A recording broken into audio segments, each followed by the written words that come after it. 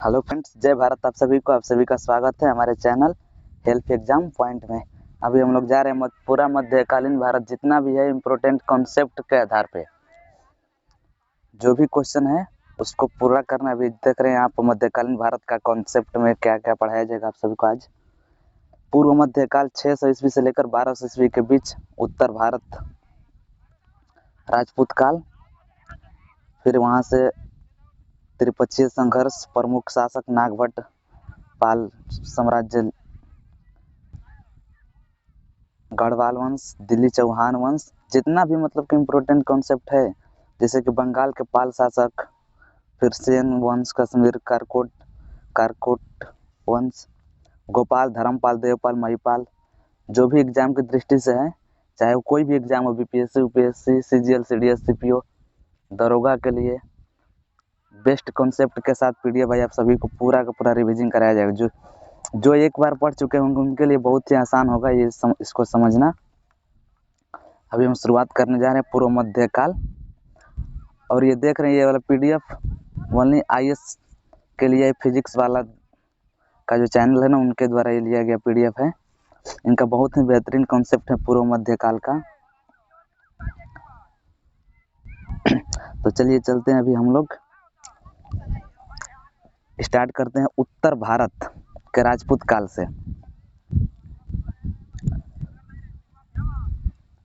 राजपूत शब्द का प्रयोग 9वीं शताब्दी से पूर्व नहीं हुआ है, यानी कि 9वीं शताब्दी यानी कि 800 से 900 के बीच, 800 से 900 के बीच के काल को हम 9वीं शताब्दी कहेंगे। राजपूत शब्द का प्रयोग 9वीं शताब्दी से पूर्व नहीं हुआ है। राजपूत शब्द संस्कृत के राजपूत शब्द का विकृत रूप है। राजपूत शब्द संस्कृत, याद रखिएगा, संस्कृत के राजपुत्र शब्द का विकृत रूप है। सामंतवाद का उत्कर्ष इस काल की प्रमुख विशेषता थी। राजपूत काल में सबसे बड़ी विशेषता यही थी, वहाँ से सामंतवाद का उत्कर्ष हुआ, यानी कि सामंतवाद स्टार्ट हुआ। राजपूत काल में ही सामंतवाद स्टार्ट हुआ, जिसने प्रशासनिक विकेंद्रीकरण को बढ़ावा दिया। इस समय एक शक्तिशाली राजवंश का स्थान पर अनेक राजपूत राजवंशों ने शासन किया, इसलिए इसे राजपूत काल भी कहा जाता है। यानी कि शक्तिशाली राजवंश जो थे वो शासन नहीं कर रहे थे, बल्कि इसमें राजपूत राजवंशों ने शासन किया। राजपूत के जो भी वंश थे वे लोग शासन कर रहे थे, इसलिए इसको राजपूत काल भी कहा जाता है। इस काल को इतिहासकारों ने राज्य के अंदर राज्यों का काल भी कहा।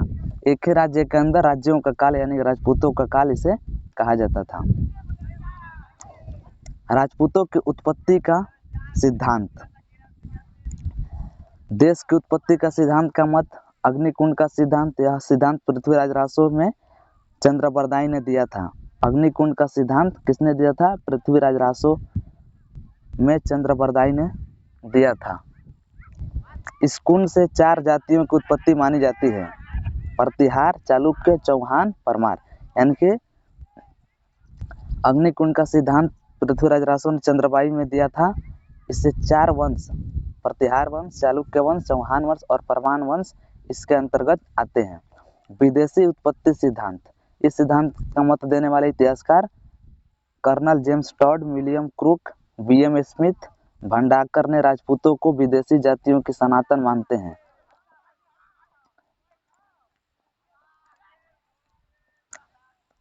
मिश्रित उत्पत्ति का सिद्धांत। बीडी चट्टोपाध्याय ने राजपूतों को सामाजिक आर्थिक प्रक्रिया का उपज कहा। ये बहुत ही जरूरी है कि आखिर किसने क्या कहा था किसको।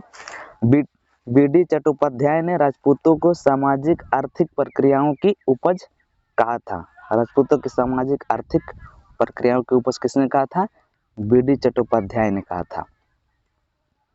हर्षवर्धन के बाद राजपूत उत्तर भारत में एक मजबूत राजनीतिक शक्ति के रूप में उभरे और 7वीं सदी से 12वीं सदी तक लगभग 500 वर्षों तक भारतीय राजनीति परिदृश्य पर शासन किया। त्रिपक्षीय संघर्ष। त्रिपक्षीय संघर्ष बहुत ही इम्पोर्टेंट है एग्जाम के लिए।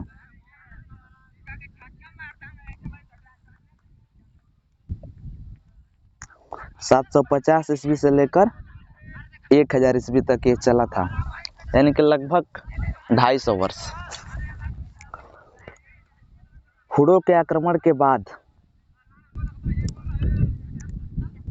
हुडों के आक्रमण के कारण साम्राज्य के पतन के बाद गुप्तोत्तर काल में पाटलिपुत्र का स्थान पर कनौज का राजनीतिक सत्ता के केंद्र के रूप में उदय हुआ।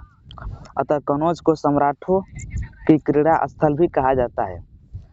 सम्राटों की क्रीड़ा स्थल किसे कहा जाता है? कनौज को। कनौज में गंगा नदी है, यहाँ पर भारी मात्रा में उपज होता था, इसलिए त्रिपक्षीय संघर्ष हुआ था यहाँ पे। हुडों के आक्रमण के कारण साम्राज्य के पतन के बाद गुप्तोत्तर काल में पाटलिपुत्र का स्थान पर कनौज का राजनीतिक सत्ता के केंद्र के रूप में उदय हुआ। पहले पाटलिपुत्र को लेकर लड़ाई होता था, लेकिन उसके बाद कनौज को लेकर त्रिपक्षीय संघर्ष होने लगा, क्योंकि यहाँ पर उपज बहुत ज्यादा होता था।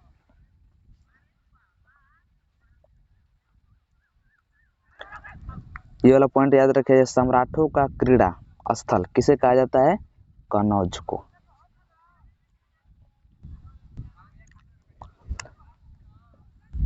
त्रिपक्षीय संघर्ष कनौज के लिए हुआ था और इसमें गुर्जर प्रतिहार,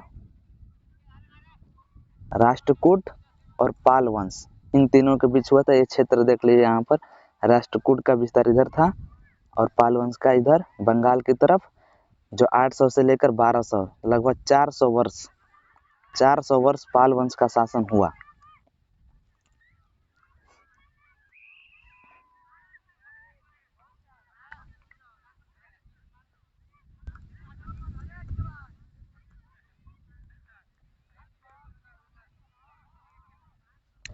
सात सौ 50 ईस्वी से 1000 ईस्वी का काल 3 महत्वपूर्ण साम्राज्यों का उत्कर्ष का काल था।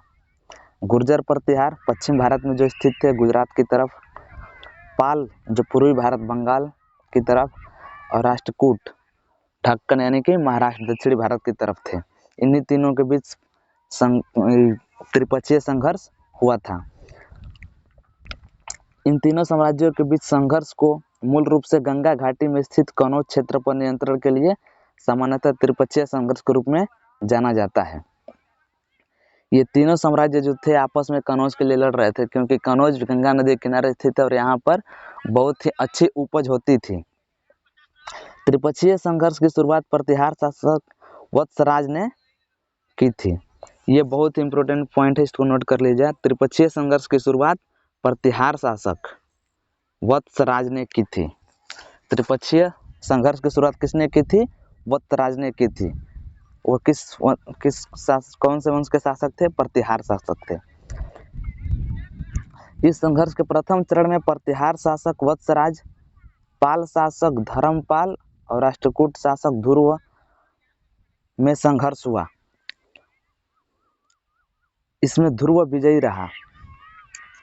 इसमें याद रखिए इस पॉइंट को, इस संघर्ष में के प्रथम चरण में प्रतिहार शासक वत्सराज जो थे और पाल शासक धर्मपाल और राष्ट्रकूट शासक ध्रुव में संघर्ष हुआ। तो बहुत बार परीक्षा में पूछा जाता है कि सबसे पहले त्रिपक्षीय संघर्ष में पाल वंश की तरफ से किसने लड़ा था? तो धर्मपाल।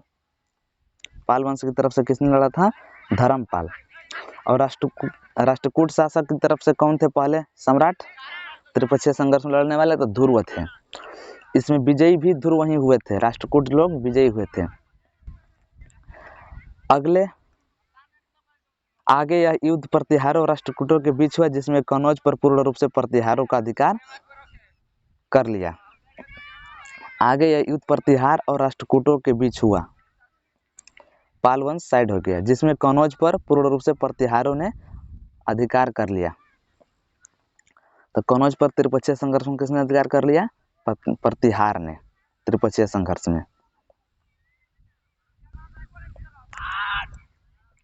कनौज रणनीतिक और वाणिज्यिक रूप से महत्वपूर्ण था।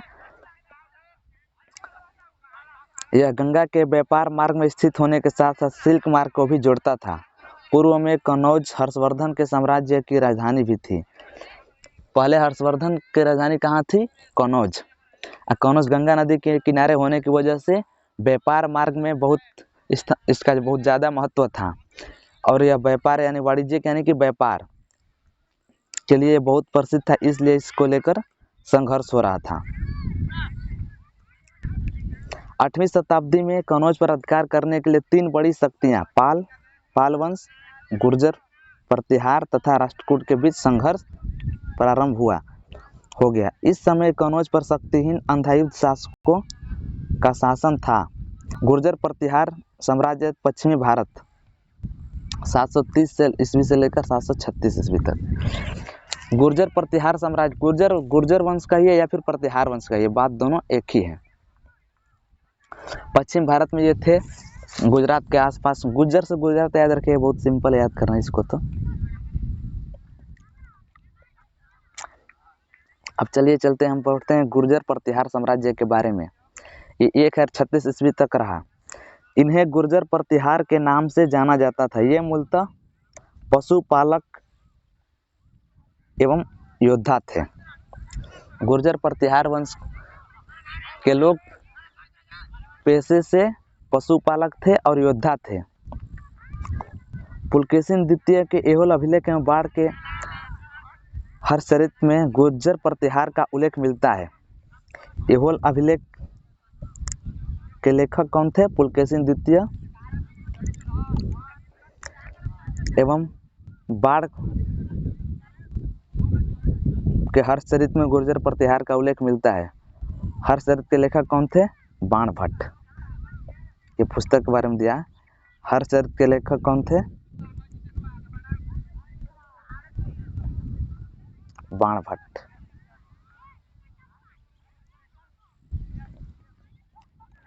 इस साम्राज्य की स्थापना हरिश्चंद्र द्वारा, गुर्जर प्रतिहार वंश की स्थापना हरिश्चंद्र द्वारा हुआ था। दक्षिण पश्चिमी राजस्थान के जोधपुर और उसके आसपास के क्षेत्र में की गई थी। गुजरात के ऊपर राजस्थान है, उसके आसपास की गई थी।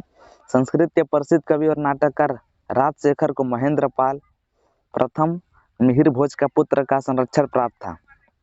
संस्कृत के प्रसिद्ध कवि और नाटककार राजशेखर को महेंद्र पाल प्रथम का संरक्षण प्राप्त था। इसको याद कर ले। राजशेखर कौन थे? नाटककार थे। कौन से सब्जेक्ट के? संस्कृत के।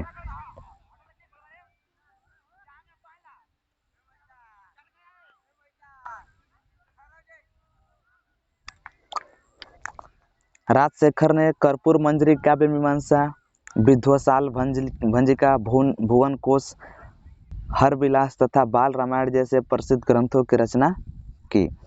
राजशेखर का ये कर्पूर मंजरी याद रख लीजिए, काव्य मीमांसा, और ये हर विलास, बस इतना याद रखिए इसके बारे में, और बाल रामायण। नागभट्ट प्रथम के बारे में जानते हैं। गुर्जर प्रतिहार वंश के जो प्रमुख राजा थे उसमें पहले थे नागभट्ट, जो 730 से लेकर 756 ईस्वी तक शासन किए। नागभट्ट प्रथम प्रतिहारों की भीनमाल यानी जलौर एवं उज्जैन शाखा का संस्थापक था तथा अपनी राजधानी मंदौर से मेड़ता स्थानांतरित की। यानी कि पहले राजधानी थी मंदौर, वहां से मेड़ता किसने किया था? नागभट्ट प्रथम ने। नागभट्ट प्रथम ने अरबों को पराजित किया। नागभट्ट को ग्वालियर प्रशस्ति में मलेच्छा अरबों का नाशक बताया गया है। इनको राष्ट्रकूट राजा ध्रुव ने पराजित किया था।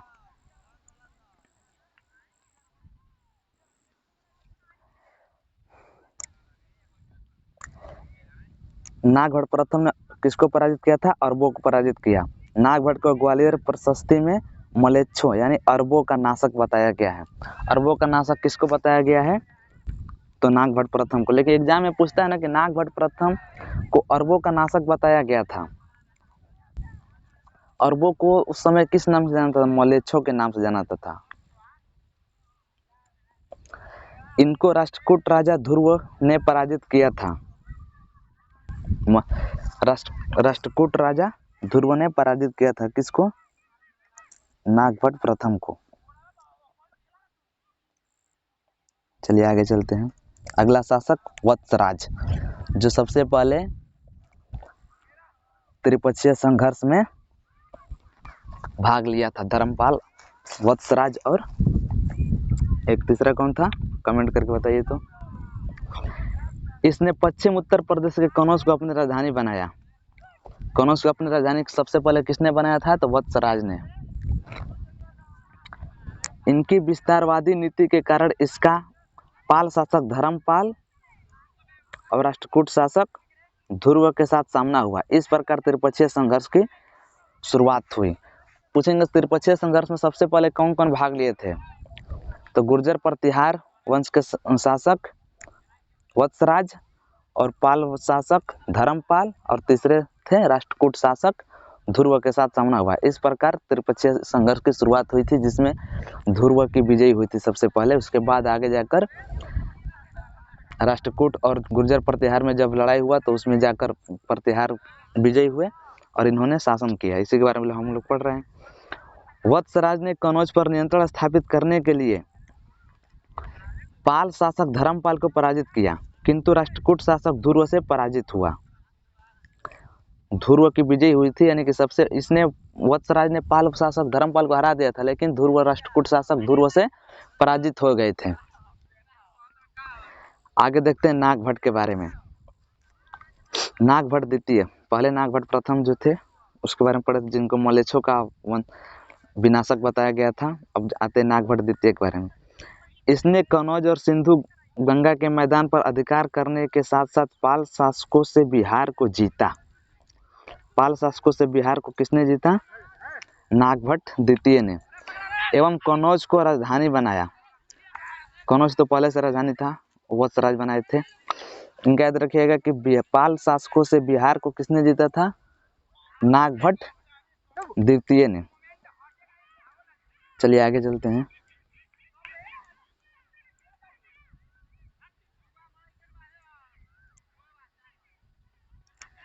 ग्वालियर प्रशस्ति के अनुसार नागभट्ट द्वितीय ने तुरुस्को यानी मुसलमानों को पराजित किया था। तुरुस्को यानी मुसलमानों को, तुरुस्को का अर्थ क्या हो? मुसलमान। ग्वालियर प्रशस्ति के अनुसार, ग्वालियर प्रशस्ति एक अभिलेख है, इसके अनुसार कहा जाता है कि नागभट्ट द्वितीय ने मुसलमानों को भी पराजित किया था।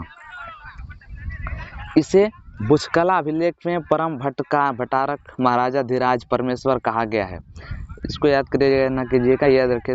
नागभट्ट द्वितीय ने 833 में गंगा में समाधि ली थी, यानी इसकी मृत्यु 833 ईस्वी में हो गई थी। इसके बाद अगला शासक मिहिर भोज थे।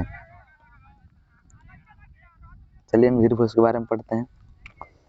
प्रतिहार साम्राज्य का वास्तविक संस्थापक और इस राजवंश का महानतम शासक भोज था। प्रतिहार वंश का सबसे महान शासक कौन था? मिहिर भोज, जिसको भोज भी कहते हैं। इसकी जानकारी कलहड़ एवं अरब यात्री सुलेमान के वृत्तांत से भी प्राप्त होती है। सुलेमान अरब यात्री था जो यात्रा करता था, उसकी पुस्तक में हमें मिहिर भोज की जानकारी मिलती है। अरब यात्री सुलेमान कहता है कि मिहिर भोज के पास एक विशाल अश्वसेना है और यह इस्लाम का बड़ा शत्रु है। इस्लाम यानी कि मुस्लिमों की बहुत बड़ी अच्छी खासी दुश्मनी थी इसकी, इसलिए इसको कहा इस्लाम का बड़ा शत्रु था। इसका साम्राज्य समृद्ध है, राज्य में चोरी नहीं होती है। अरब यात्री सुलेमान बता रहे हैं इसके बारे में, मिहिर भोज प्रथम के बारे में, कि यह मुसलमानों से बहुत ज़्यादा दुश्मनी रखता था और इसका साम्राज्य जो है बहुत समृद्ध था। इसके साम्राज्य में चोरी नहीं होती थी। मिहिर भोज के ग्वालियर अभिलेख से सर्वप्रथम शून्य का अभिलेखीय प्रमाण मिलता है। सबसे पहले शून्य का अभिलेखीय प्रमाण किसके अभिलेख में मिलता है? तो ग्वालियर अभिलेख मिहिर भोज के अभिलेख में मिलता है।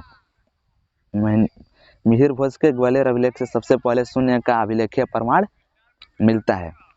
मिहिर भोज पाल नरेश देवपाल एवं राष्ट्रकूट शासक अमोघ वर्ष के सामंत ध्रुव से पराजित हुआ। मिहिर भोज किससे पराजित हुआ? तो पाल नरेश देवपाल एवं राष्ट्रकूट शासक अमोघ वर्ष के सामंत ध्रुव से पराजित हुआ। लेकिन मिहिर भोज ने पाल शासक देवपाल की मृत्यु के बाद उसके उत्तराधिकारी विग्रहपाल एवं नारायण को पराजित किया। नारायणपाल को पराजित किया। मिहिर भोज ने कृष्ण द्वितीय को नर्मदा तट पर पराजित किया।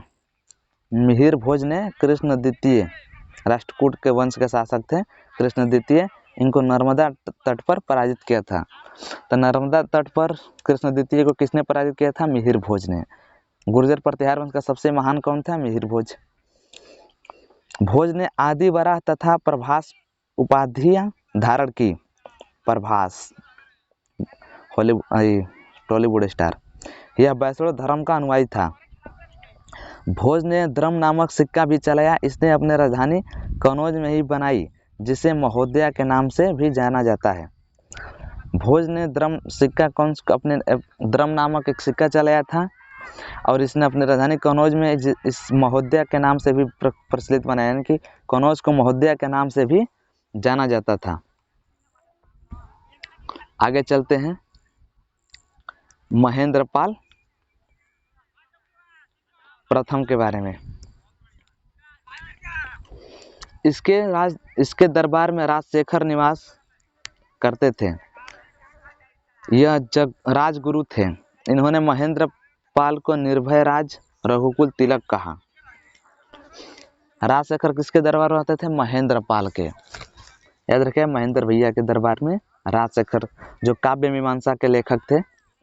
राजशेखर ने नर्मदा को आर्यवर्त एवं दक्षिणापथ की सीमा माना। नर्मदा को आर्यवर्त, भारत का एक और नाम है आर्यवर्त, उत्तरी भारत को आर्यवर्त कहा जाता है, एवं दक्षिणापथ की सीमा माना है। नर्मदा नदी को किसने दक्षिणापथ की सीमा माना है? राजशेखर ने। महिपाल 1912 से 1943 ईस्वी तक अगला शासक। महिपाल 1912 से 1943 ईस्वी, 912 से 943 ईस्वी तक। इनके समय बगदाद निवासी अल-मसूदी भारत आया था। अल-मसूदी भारत किसके शासनकाल में आया था?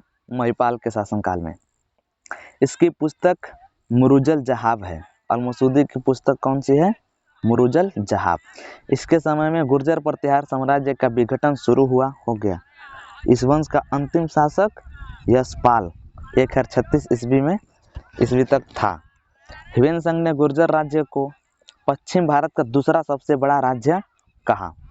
ह्वेनसंग गुर्जर राज्य को पश्चिम भारत का दूसरा सबसे बड़ा राज्य कहा था। आगे चलते हैं गढ़वाल वंश के बारे में थोड़ा सा। गढ़वाल वंश गुर्जर प्रतिहार के पतन के बाद चंद्रदेव ने 1080 से 1085 के मध्य गढ़वाल राजवंश की नींव कनौज में रखी। गुर्जर प्रतिहार के बाद कौन से आए? गढ़वाल है। याद रखिएगा ट्रिक से, गुंग।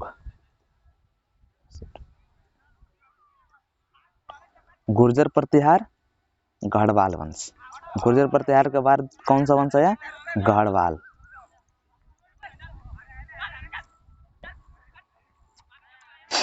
इसकी नींव किसने रखी थी? चंद्रदेव ने। याद रखिए, गढ़ किए चंद्रदेव। 1080 से 1085 फीट गढ़वाल राजवंश की नींव कनौज में रखी गई।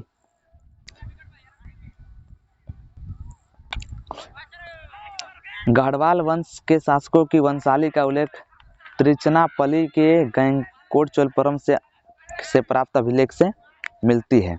गढ़वाल वंश के शासकों के बारे में त्रिचनापल्ली के गंगकोट चोलपुरम से प्राप्त जो अभिलेख है उसी से मिलती है। इसके जो शासक थे उसके बारे में चलते हैं। गोविंद चंद्र 1114 से 1155 ईस्वी तक शासन किए थे। इनके दरबार में लक्ष्मीधर जैसे विद्वान रहते थे। इसने कृत्यकल्प तरु नामक ग्रंथ की रचना की। कृत्यकल्प तरु नामक ग्रंथ की रचना किसने की थी? लक्ष्मीधर ने। इसकी पत्नी कुमार देवी ने सारनाथ, जो बनारस में है, जिसको प्राचीन में ऋषि पट्टनम कहा जाता था, तो इनकी पत्नी गोविंद चंद्र की पत्नी जो थी कुमार देवी, उसने सारनाथ में धर्म चक्र जिन विहार बनवाया। इसने विविध विद्या विचार वाचस्पति की उपाधि धारण की। इनके बारे में याद करने को जोर, बस याद रखिएगा कि लक्ष्मीधर गोविंद चंद्र के दरबार में आते थे। इनकी जो पत्नी थी कुमार देवी थी। आगे चलते हैं विजय चंद्र 1155 से 1170 ईस्वी तक। विजय चंद्र जौनपुर में अटाला देवी के मंदिर का निर्माण करवाया। अटाला देवी मंदिर का निर्माण किसने किया था? विजय चंद्र ने। कहाँ पर? जौनपुर में। सवाल इससे 2-3 प्रश्न बन सकता है। अटाला देवी का मंदिर कहाँ पर है? जौनपुर में। किसने बनवाया था? विजय चंद्र ने। बस इसके बारे में एक ही लाइन तो है। आगे चलते हैं जयचंद के बारे में। जयचंद 1170 से 1194 ईस्वी तक इस वंश का अंतिम शक्तिशाली शासक था। जयचंद, गढ़वाल वंश का सबसे अंतिम शासक जयचंद इस वंश का अंतिम शक्तिशाली शासक था। इसने एक राजसूय यज्ञ किया था। जयचंद ने कवि श्री हर्ष को संरक्षण प्रदान किया था। इन्होंने नैषेध चरित की रचना की थी। जयचंद ने नैषेध चरित की रचना की थी। जयचंद चंदावर के युद्ध में मोहम्मद गौरी से 1194 में पराजित हुआ। गौरी जयचंद को किसने पराजित किया था? मोहम्मद गौरी ने। इसके द्वारा हुआ युद्ध जो था चंदवार का युद्ध कहा जाता है। चंदवार। मोहम्मद गौरी ने जयचंद को किस युद्ध में पराजित किया था? तो चंदवार का युद्ध में। कब? 1194 ईस्वी में। इस वंश का अंतिम शासक हरिश्चंद्र था। गढ़वाल शासकों ने मुस्लिम व्यापारियों पर मलकर नामक कर लगाया। गढ़वाल शासकों ने मलकर नामक कर लगाया था मुस्लिम व्यापारियों पर। इस वंश का अंतिम शासक याद रखें हरिश्चंद्र थे। इन शासकों की प्रशासनिक इकाइयां पताल व पाठक थी।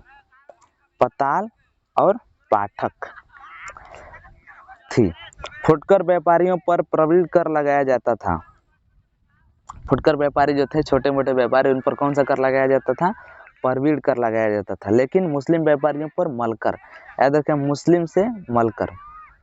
ये भी पूछ सकता है कि मुस्लिम व्यापारियों पर मलकर नामक कर कौन से शासकों ने लगाए थे? तो गढ़वाल शासक। आगे चलते हैं।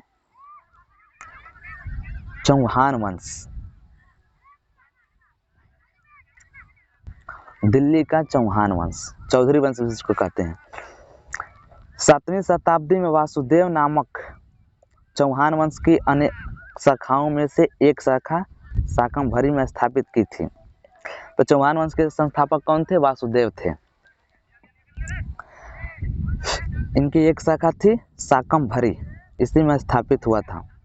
10वीं शताब्दी के प्रारंभ में वाक्यपतिराज प्रथम ने प्रतिहार से अपने को स्वतंत्र कर लिया। इसके पुत्र सिद्धराज ने अपने राज्य का विस्तार करके महाराजा धीराज की उपाधि धारण की थी। महाराजा धीराज की उपाधि धारण करने वाला पहला चौहान वंश का शासक कौन था? तो वाक्यपतिराज प्रथम के पुत्र सिद्धराज। सिद्धराज का उत्तराधिकारी विग्रहराज द्वितीय हुआ। इसने मूलराज प्रथम यानी कि चालुक्य शासक को पराजित किया।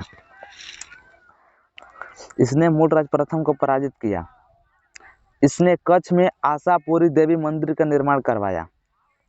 कच्छ यानी गुजरात में, जो लूनी नदी के किनारे स्थित है, आशापुरी देवी मंदिर का निर्माण करवाया।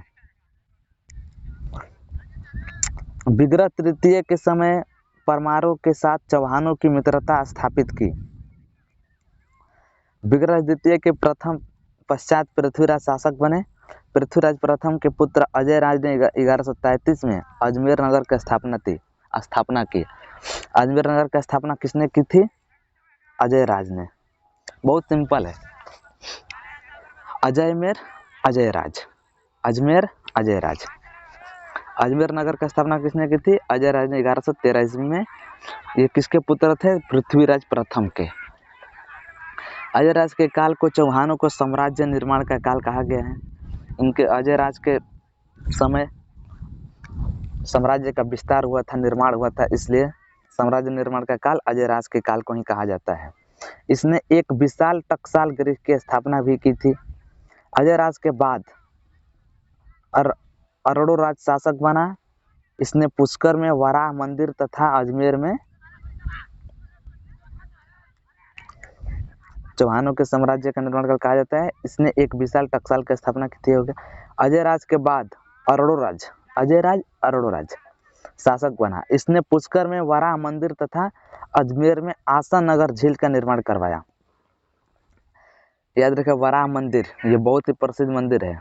वराह विष्णु जी का अवतार जो थे वराह, उनके मंदिर का निर्माण पुष्कर राजस्थान में पड़ता है।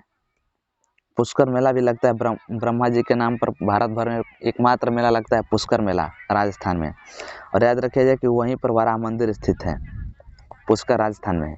और अजमेर में आशा नगर झील का निर्माण कराया गया था। आशा नगर झील का निर्माण किसने कराया था? अजय राज के भाई अरोड़ोराज। अजय राज अजमेर का स्थापना किया था, बस इतना याद रखिए, जो पृथ्वीराज प्रथम के पुत्र थे। इसके बाद अजय राज के बाद शासक बने अरोड़ोराज, उसने वराह मंदिर पुष्कर में स्थापित किया और आसन नगर झील का भी निर्माण करवाया।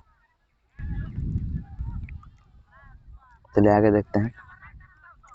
अजय राज का पौत्र विग्रह राज चतुर्थ या बिसल देव का जिक्र ज्यादा होता है इतिहास में।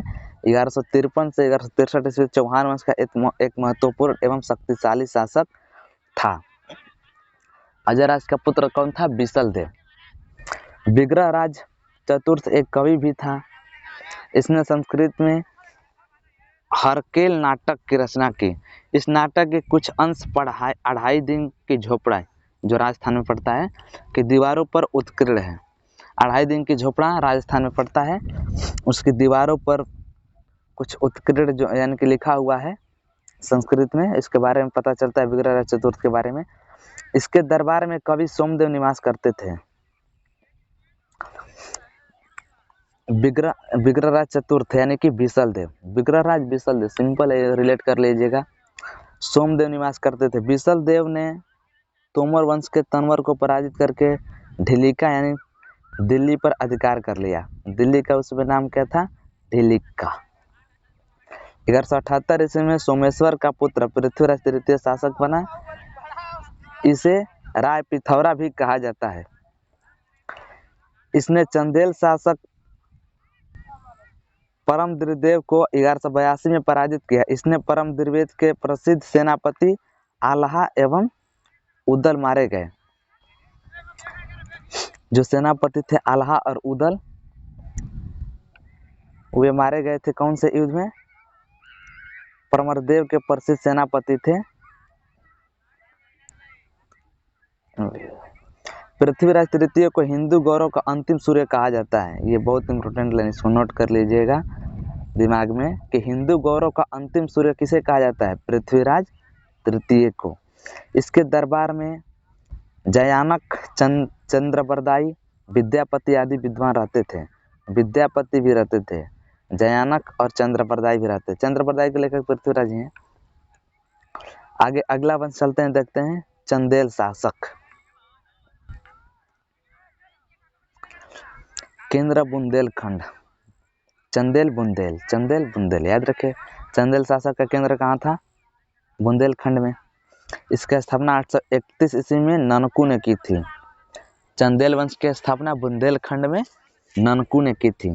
बुंदेलखंड क्षेत्र जेजाक भुक्ति के नाम से जाना जाता है, यानी कि बुंदेलखंड क्षेत्र को जेजाक भुक्ति भी कहा जाता है।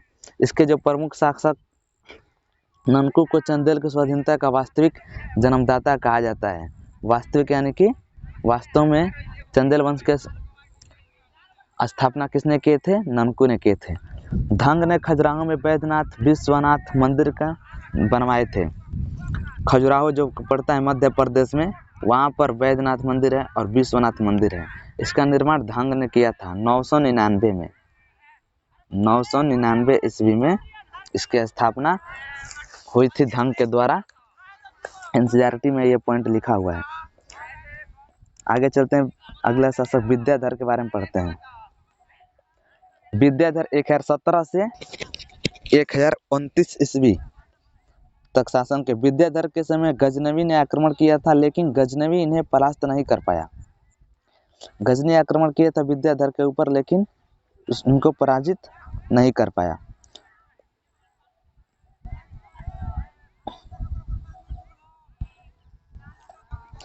खजुराहो के मंदिर यहाँ पर थे।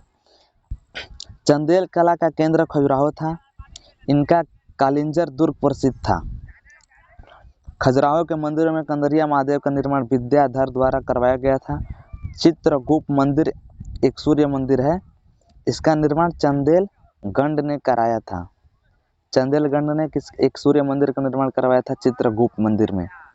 चंदेल द्वारा प्रथम मंदिर का निर्माण 64 योगिनी मंदिर, जो कि मध्य प्रदेश में पड़ता है। याद रखिएगा, ये बहुत जरूरी पॉइंट है।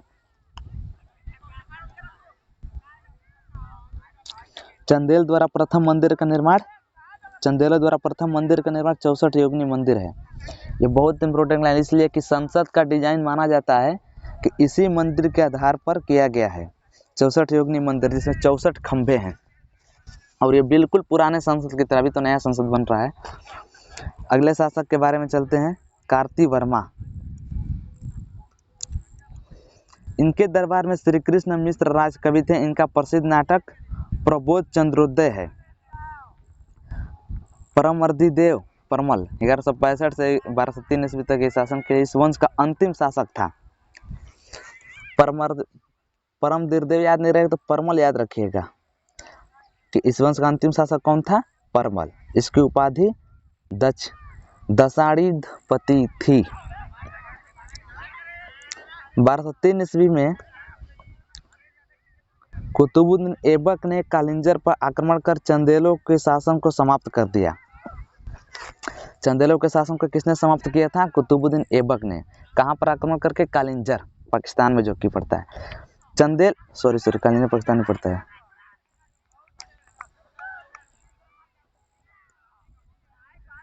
चंदेल उच्च कोटि के निर्माता थे। इन्होंने बहुत से मंदिर, नागर शैली, झीलें एवं नगरों का निर्माण किया।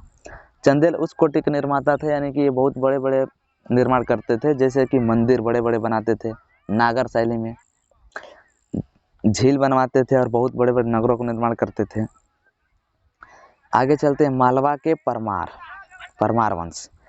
परमार शक्ति का उदय 9वीं शताब्दी के प्रतिहारों के आधिपत्य को नष्ट करके मालवा में हुआ था। मालवा मध्य प्रदेश में पड़ता है। यह मध्य प्रदेश भारत की बात हुई। इस वंश का प्रथम शासक सियक श्रीहर्ष जिसको भी कहा जाता है, इस वंश का प्रथम शासक सियक यानी श्रीहर्ष था। परमारों की प्रारंभिक राजधानी उज्जैन तथा दूसरी धार थी। ये लाइन याद रखिएगा कि मालवा में परमार वंश का स्थापना हुई थी। इनकी प्रारंभिक राजधानी उज्जैन थी, दूसरी कहाँ थी, धार थी। इसके प्रथम शासक जो थे सियक, जिसको श्रीहर्ष भी कहा जाता है, थे।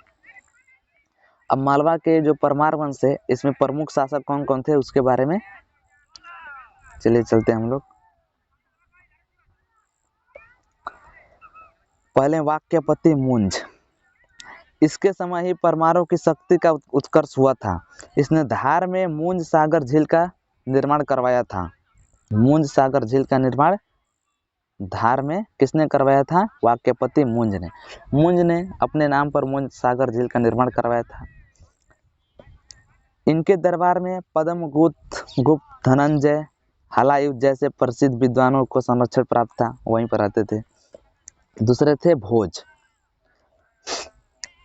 इस वंश के सबसे लोक प्रसिद्ध राजा थे भोज। लोग यानी जनता के सबसे प्रसिद्ध कौन से कवि थे, भोज थे।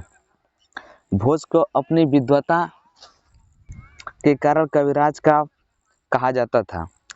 भोज को कविराज भी कहा जाता था क्योंकि वे बहुत विद्वान थे, कवि भी थे। भोज ने अनेक ग्रंथों की रचना की, जैसे कि चिकित्सा शास्त्र पर आयुर्वेद, सर्वस्व स्थापत्य शास्त्र पर सम्राटगण सूत्रधार, सरस्वती कंठभार, योग सूत्र वृत्ति, विद्या विनोद आदि। इन्होंने धारा नगरी में एक महाविद्यालय की स्थापना कर उसमें वाग देवी की प्रतिमा का निर्माण किया, यानी प्रतिष्ठित किया।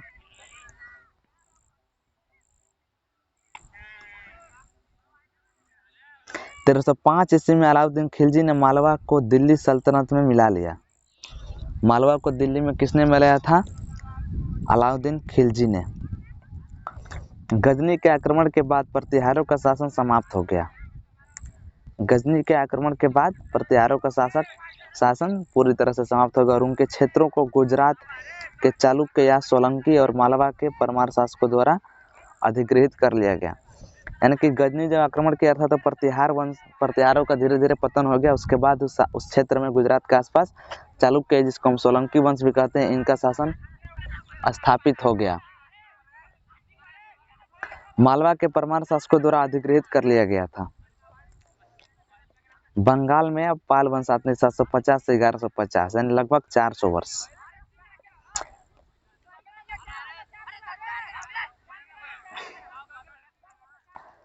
पाल साम्राज्य का स्थापना 750 ईस्वी में किसके द्वारा की गई थी? गोपाल के द्वारा की गई थी। इसकी राजधानी कहाँ थी? मुंदगिरी यानी मुंगेर, जो बिहार में पड़ता है। पाल साम्राज्य बंगाल बिहार में फैला था। बंगाल उसमें बहुत बड़ा था। बंगाल में उसमें उड़ीसा, छत्तीसगढ़, बिहार का कुछ क्षेत्र, मगध, जो बिहार जो पहले मगध का वो सब आ जाता था, जिसके अंतर्गत पाटलिपुत्र, विक्रमशिला, मुंगेर, ताम्रपलित जैसे प्रसिद्ध नगर आते थे। पाल बौद्ध धर्म के महायान और तांत्रिक संप्रदाय के अनुयायी थे।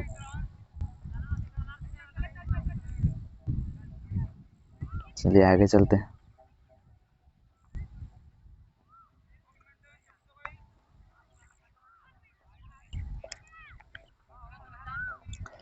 पाल शासकों के तिब्बत के साथ घनिष्ठ सांस्कृतिक संबंध थे।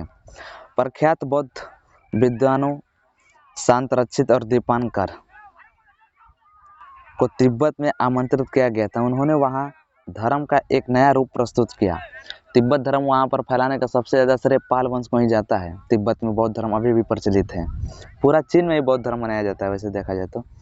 इनके दक्षिण पूर्व एशिया के साथ घनिष्ठ व्यापारिक और सांस्कृतिक संबंध भी थे। मलय जावा सुमात्रा पर शासन करने वाले शैलेंद्र राजवंश बौद्ध धर्म ने कई राजदूतों को पाल दरबार में भेजा था। पाल युग को बंगाल इतिहास का स्वर्ण युग कहा जाता है। बहुत ही मस्त लाइन है, एग्जाम पूछा, बंगाल के इतिहास का स्वर्ण युग किस युग को कहा जाता है? तो पाल युग, यानी कि पाल वंश के शासनकाल में बंगाल बहुत ज़्यादा समृद्ध और विकसित हुआ था, इसलिए बंगाल के इतिहास का स्वर्ण युग पाल युग को कहा जाता है। पाल सेना अपनी विशाल हाथी सेना के लिए प्रसिद्ध थी। पाल वंश सबसे ज़्यादा विशेषता क्या थी कि इन लोगों के पास बहुत ज़्यादा मात्रा में हाथी थे।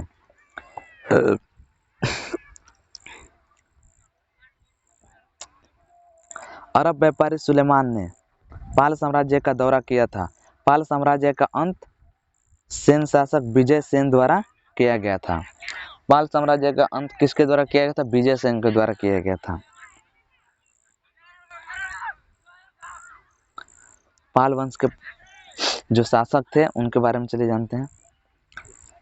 पहले शासक थे गोपाल, जो 750 से 770 ईस्वी तक शासन किया, यानी लगभग 20 साल तक।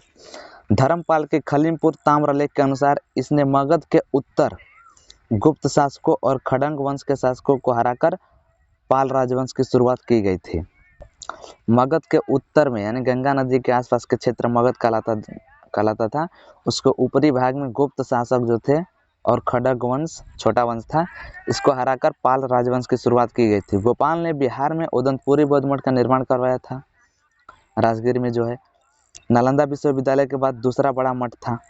सबसे बड़ा मठ नालंदा विश्वविद्यालय था। मठ यानी कि वहाँ पर शिक्षा प्राप्त होता था, जो विदेश दूसरे देश के लोग भी आते थे। धर्मपाल, अगला गोपाल के बाद धर्मपाल इसका बेटा था। धर्मपाल को प्रतिहार शासक वत्सराज तथा राष्ट्रकूट शासक ध्रुव प्रथम ने पराजित किया। धर्मपाल त्रिपक्षीय संघर्ष में, पीछे जो अभी रिवीजन किए थे हम लोग, त्रिपक्षीय संघर्ष में भाग लेने वाला सबसे पहला शासक पाल वंश की तरफ से धर्मपाल नहीं था। यह प्रतिहार शासक वत्सराज से पराजित हुआ था और वत्सराज राष्ट्रकूट शासक ध्रुव प्रथम से पराजित हुए थे। धर्मपाल एक बौद्ध था। उसके लेखों में उसे परम सौगात कहा गया है। गुजराती कवि सोडल ने धर्मपाल को उत्तरापथ का स्वामी कहा है। उत्तरापथ यानी कि उत्तरी भारत का स्वामी सोडल ने धर्मपाल को कहा है। गुजराती कवि थे सोडल। इसने बिहार के भागलपुर के समीप विक्रमशिला विश्वविद्यालय की स्थापना की। भागलपुर के समीप विक्रमशिला विश्वविद्यालय की स्थापना की, जो जिसके साथ आज भी बिहार में देखे जा सकते हैं। और सोमपुर महाविहार पहाड़पुर जो बांग्लादेश का निर्माण करवाया था। धर्मपाल ने विक्रमशील परमेश्वर निवार नारायण राष्ट्राधिपति की उपाधियां धारण की थी। इसने नालंदा विश्वविद्यालय का जीर्णोद्धार करवाया, यानी कि दोबारा निर्माण। जीर्णोद्धार का मतलब दोबारा निर्माण होता है। इनके दरबार में हरिभद्र नामक बौद्ध विद्वान रहते थे। हरिभद्र ने अष्टशस्त्रिका प्रज्ञा परमिता नामक बौद्ध ग्रंथ की रचना की थी। धर्मपाल के बाद शासक बने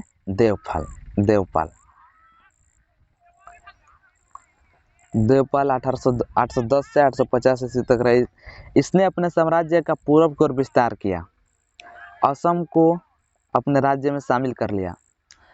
तो याद रखिएगा इस पॉइंट को कि असम को पाल वंश का कौन सा शासक अपने में मिला लिया था? देवपाल ने अपने पिता के अनुसार विस्तारवादी नीति का अनुसरण करते हुए आगे बढ़ा था। विस्तारवादी यानी कि अपने साम्राज्य को बढ़ाते हुए, क्षेत्र एरिया को जीतते हुए, आगे मिलाते हुए अपने साम्राज्य का विस्तार किया था और मुंगेर को ही राजधानी बनाया था। पाल वंश की राजधानी सबसे पहले मुंगेर ही थी। इसके लेखों से पता चलता है कि इसने हूणों, गुर्जरों और द्रविड़ों पर विजय प्राप्त की थी। बौद्ध विद्वान लोकेश्वर शतक के रचयिता वज्रदत्त इसके दरबारी कवि थे। जावा के शैलेंद्र वंशी शासक बालपुत्र देव के अनुरोध पर देवपाल ने नालंदा में एक बौद्ध विहार बनाने के लिए 5 गांव दान दिए थे। वीरसेन नामक बौद्ध विद्वान को नालंदा बिहार में अध्यक्ष नियुक्त किया गया। याद रखें इस पॉइंट को कि वीरसेन नामक बौद्ध विद्वान को नालंदा बिहार में अध्यक्ष नियुक्त किया गया था।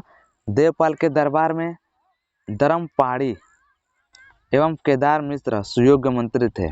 देवपाल में धर्मपाड़ी रिलेट कर लीजिए। महिपाल प्रथम अगले शासक जो थे, महिपाल प्रथम। सबसे पहला कौन थे शासक? गोपाल। उसके बाद धर्मपाल। उसके बाद धर्मपाल के बाद कौन शासक बने थे? धर्मपाल के बाद शासक बने थे महिपाल। महिपाल प्रथम को पाल वंश का द्वितीय शासक भी कहा जाता है। महिपाल प्रथम ने बौद्ध भिक्षु अतीसा के नेतृत्व में एक बौद्ध प्रचार मंडल तिब्बत भेजा था। पाल शैली के चित्रकार धीमान एवं बीतपाल थे। याद रखिएगा, पाल शैली के चित्रकार कौन थे? धीमान, बीतपाल। सेन वंश, इस वंश की स्थापना सामंत सेन ने की थी। बराल सेन ने जाति प्रथा को संगठित किया तथा कुल निवाद नामक सामाजिक आंदोलन चलाया। लक्ष्मण सेन के दरबार में जयदेव, गीत गोविंद के लेखक कौन थे? जयदेव एवं धोई, पवन दूत के लेखक धोई, पवन दूत के लेखक कौन थे? धोई रहते थे। लक्ष्मण सेन वैष्णव धर्म का अनुयायी था। याद रखिएगा, पाल वंश के शासक जो थे वो सब रह रहे थे किस बौद्ध धर्म के अनुयायी थे, लेकिन सेन वंश की स्थापना सामंत सेन ने की थी और इस सेन वंश लक्ष्मण सेन के दरबार में जयदेव एवं धोई रहते थे। लक्ष्मण सेन वैष्णव धर्म का अनुयायी था।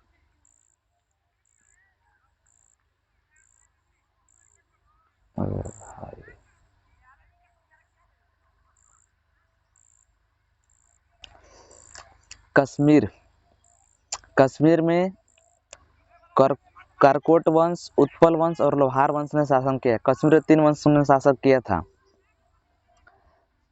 इसको याद रखिएगा, CUL।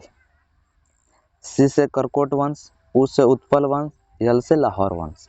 यानी कश्मीर में CUL शासन किए थे।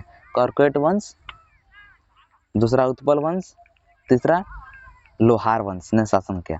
कश्मीर के इतिहास का स्रोत कलहण की रचना राजतरंगिणी में, यानी राजाओं की नदी। राजतरंगिणी का अर्थ होता है राजाओं की नदी। राजतरंगिणी में कश्मीर का इतिहास मिलता है। चलिए देखते हैं करकोट वंश। इस वंश की स्थापना दुर्लभ वर्धन ने की थी। इस वंश का शक्तिशाली शासक ललितादित्य मुक्तापीड 725 से 760 ईस्वी तक शासन किया था। इसने 733 ईस्वी में चीनी शासक के दरबार में एक दूत मंडल भेजा था। इसने कश्मीर की प्रसिद्ध मार्तंड मंदिर का निर्माण करवाया था। करकोट वंश की स्थापना दुर्लभ वर्धन ने किया था मार्तंड मंदिर का निर्माण इसने किया था। अगला वंश उत्पल वंश, इस वंश की स्थापना अवंती वर्मन ने की थी।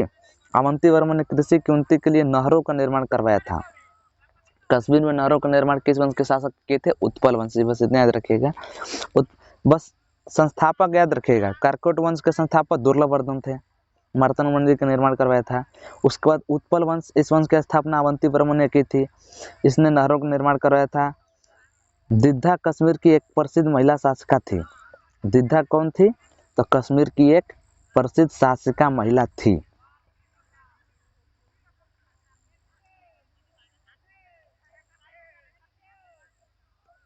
अगला लोहार वंश, इस वंश का संस्थापक संग्राम राज 1003 से 1028 ईस्वी था। लोहार वंश का राजा हर्ष को कश्मीर का नीरो कहा जाता है। इस वंश का अंतिम शासक जय सिंह था। लोहार वंश का अंतिम शासक जय सिंह। लोहार वंश कश्मीर का अंतिम वंश था। इस पर 3 वंश शासन किए थे। इस वंश के संस्थापक संग्राम राज। करकोट वंश के संस्थापक जो थे उसको याद कर लीजिएगा। उसके बाद करकोट वंश के संस्थापक दुर्लभवर्धन, उसके बाद उत्पल वंश के संस्थापक अवंती वर्मन और लोहार वंश के संस्थापक संग्राम राज था। लोहार वंश का राजा हर्ष को कश्मीरों का नीरो कहा जाता है, कश्मीर का नीरो। इस वंश का अंतिम शासक जय सिंह था। पाल और प्रतिहार प्रशासन के बारे में थोड़ा बहुत देख लेते हैं।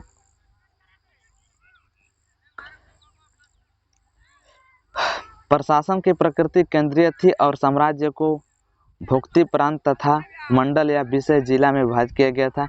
भुक्ति के प्रशासन को ऊपरी कहा जाता था, जिसका कार्य प्रांत में कानून व्यवस्था बनाए रखना और राजस्व संग्रह करना था।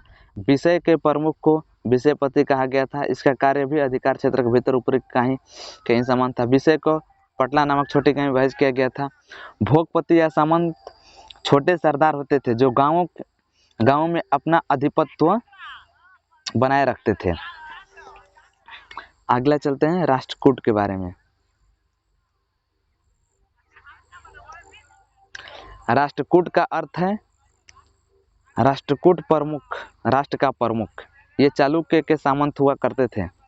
इनकी राजधानी सोमलपुर के समीप मान्यखेत या मालखेड़। राजधानी बहुत बार पूछ चुका है प्रीवियस ईयर में, देखेंगे तो।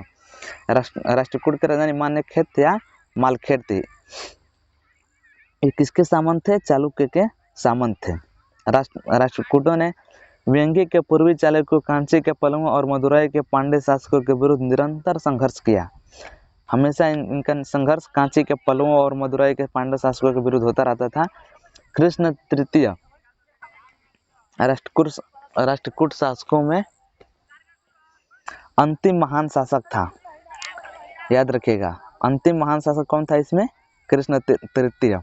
972 में एकजुट विरोधियों द्वारा राजधानी को जलाकर राख कर दिया गया, जिसके बाद राष्ट्रकूटों का अंत हो गया। विरोधी एक साथ मिलकर के इसकी राजधानी को जलाकर राख कर दिया और उसी समय राष्ट्रकूट वंश का अंत हो गया। राष्ट्रकूट वंश के संस्थापक जो थे दंती दुर्ग थे। इसमें नहीं दिया, दंती दुर्ग याद रखेंगे। राष्ट्रकूट अपने धार्मिक विचारों में सहिष्णु थे और उन्होंने शैव संप्रदाय, वैष्णव संप्रदाय और जैन धर्म का संरक्षण प्रदान किया था। इसके प्रमुख शासक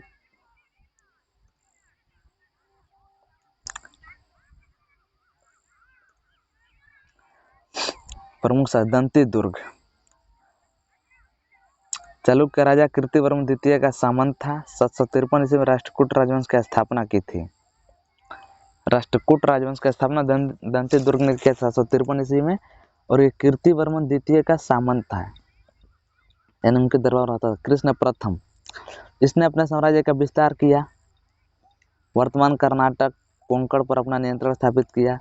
पल्लव साम्राज्य का अंत किया और चट्टानों को काटकर एलोरा के प्रसिद्ध कैलाशनाथ मंदिर का निर्माण इसी ने करवाया था। याद रखिए, एलोरा जो महाराष्ट्र में स्थित है, उसके मंदिर का, एलोरा के महान मंदिर का निर्माण किसने कराया था? कृष्ण प्रथम ने ही कराया था। अगला शासक ध्रुव, इसने कनौज में सफल अभियान का नेतृत्व किया। नागवड़ द्वितीय प्रतिहार शासक था। धर्मपाल पाल को हराया। ध्रुव जो त्रिपक्षीय युद्ध में हराया था कनौज के लिए, नागभट्ट द्वितीय को हराया था और धर्मपाल को। अमोघ वर्ष प्रथम अगला शासक हुआ। इसने इसे दक्षिण का अशोक कहा जाता है। जैसे उत्तर भारत में अशोक महान था मगध में, उसी प्रकार दक्षिण का अशोक अमोघ वर्ष प्रथम को कहा जाता है। साथ ही गुप्त शासक विक्रमादित्य के साथ इसकी तुलना की जाती है। विक्रमादित्य एक महान शासक थे, उसके साथ इसकी तुलना की जाती है। मान्यखेत में नई राजधानी बनाई, वर्तमान मालखेड़ उसको कहा जाता है। इसने पूर्वी चालुक्यों को पराजित किया और पड़ोसियों के साथ मित्रतापूर्ण संबंध बनाए। इसने कन्नड़ भाषा में कवि राजमार्ग और संस्कृत में प्रश्नोत्तर रत्नमालिका की रचना की। यह जैन धर्म का अनुयायी था। अमोघ वर्ष प्रथम कौन सा धर्म का अनुयायी था? जैन धर्म का अनुयायी था। कला एवं संस्कृति की बात करें तो इस काल में वास्तुकला की द्रविड़ शैली, दक्षिण भारत में द्रविड़ शैली, उत्तर भारत नगर शैली, और बीच में जब दोनों शैली मिलती है तो उसको हम वैसर शैली कहते हैं। तो ये दक्षिण की बात हो रही है, दक्षिण भारत की, तो वहाँ पर वास्तुकला की कौन सी शैली थी? द्रविड़ शैली। इसका अत्यधिक विकास हुआ, जिसका अद्वितीय उदाहरण वर्तमान महाराष्ट्र में एलोरा के कैलाश से मंदिर के रूप में देखा जा सकता है, जिसका निर्माण कृष्ण प्रथम ने किया था। अन्य महत्वपूर्ण उदाहरण काशी विश्वनाथ मंदिर पट्टदकल और वर्तमान कर्नाटक के पट्टदकल में जैन नारायण मंदिर, दोनों यूनेस्को के विश्व धरोहर में शामिल हैं। काशी विश्वनाथ मंदिर और पट्टदकल में जैन नारायण मंदिर, ये दोनों मंदिर यूनेस्को के विश्व स्थल में शामिल हैं। महान अपभ्रंश कवि स्वयंभू और उनके पुत्र को राष्ट्रकूट के दरबार में संरक्षण प्राप्त था। आइए चलते हैं कुछ साहित्यिक रचनाओं के बारे में जानते हैं। कवि रहस्य के लेखक कौन थे? हलायुद्ध। पार्श्वयुद्ध के लेखक जिनसेन। अमोघ वृत्ति के लेखक शाक्तायन। गणित सार संग्रह के महावीरचार्य। नल चंपू के त्रिविक्रम भट्ट। विक्रमार्जुन विजय पंपा। शांति पुराण के पन्नू।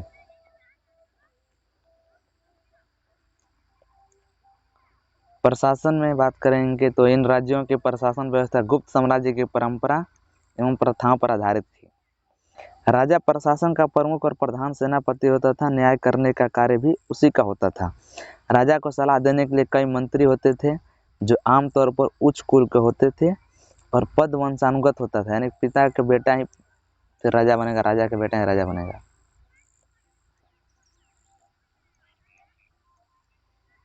आगे चलते हैं।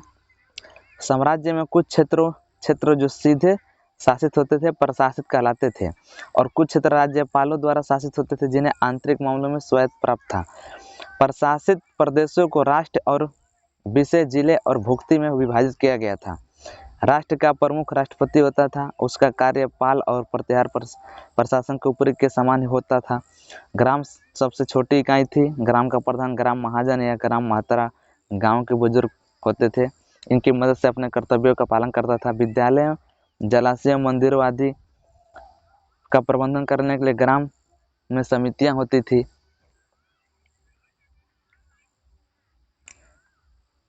कस्बों और उनके आसपास के क्षेत्र में कानून व्यवस्था की जिम्मेदारी कासेतपाल या कोतवाल की होती थी। नाद गौंड या देश ग्राम कूट वंशानुगत राजस्व अधिकारी होते थे। आगे दक्षिण भारत के बारे में हम लोग अगले वीडियो में पढ़ेंगे। हेल्प एग्जाम पॉइंट चैनल को सब्सक्राइब कर लीजिए आगे के वीडियो देखने के लिए। आगे आपको इसी तरह हर एक एग्जाम के PDF को पॉइंट टू पॉइंट समझाया जाएगा। धन्यवाद वॉचिंग फॉर माय वीडियो।